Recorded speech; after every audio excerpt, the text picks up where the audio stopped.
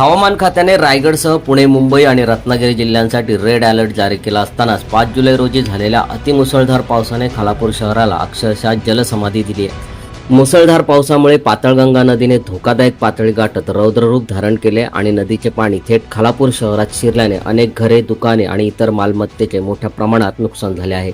अचानक वाढलेल्या पुराच्या पाण्यामुळे नागरिकांमध्ये भीतीचे वातावरण निर्माण झाले आहे. अनेक कुटुंबांना घरातील आवश्यक वस्तूही बाहेर काढण्यास वेळ मिळाला नाही. घरामध्ये पाणी शिरल्याने धान्य, फर्निचर, विद्युत उपकरणे, कागदपत्रे तसेच दैनंदिन वापराच्या वस्तूंचे मोठ्या प्रमाणात नुकसान झाल्याचे नागरिकांनी सांगितले.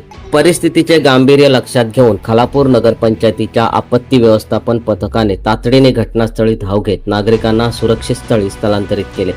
प्रशासनाच्या वेळेवर केलेल्या मदत कार्यामुळे कोणतीही जीवितहानी टळल्याचे प्राथमिक माहितीतून समोर आले आहे. दरम्यान स्थानिक पत्रकार विशाल वाघमारे यांच्या घरातही पहाटे सुमारे 3 वाजण्याच्या सुमारास पुराचे पाणी शिरल्याने घरातील वस्तूंचे मोठ्या प्रमाणात नुकसान झाले आहे. त्यांच्या कुटुंबालाही या नैसर्गिक आपत्तीचा मोठा फटका बसलाय. पुराचे पाणी ओसरल्यानंतर शहरात सर्वत्र चिखल, कचरा आणि नुकसानग्रस्त वस्तूंचे चित्र पाहायला मिळत असून नागरिकांनी पंचनामे करून तातडीने आर्थिक मदत जाहीर करण्याची मागणी प्रशासनाकडे केली आहे. तसेच भविष्यात अशा आपत्तींचा धोका कमी करण्यासाठी कायमस्वरूपी पूरनियंत्रण उपाययोजना राबवण्याची मागणी जोर धरत आहे. सम्राट मराठी लाईव्हसाठी ब्युरो रिपोर्ट, खालापूर.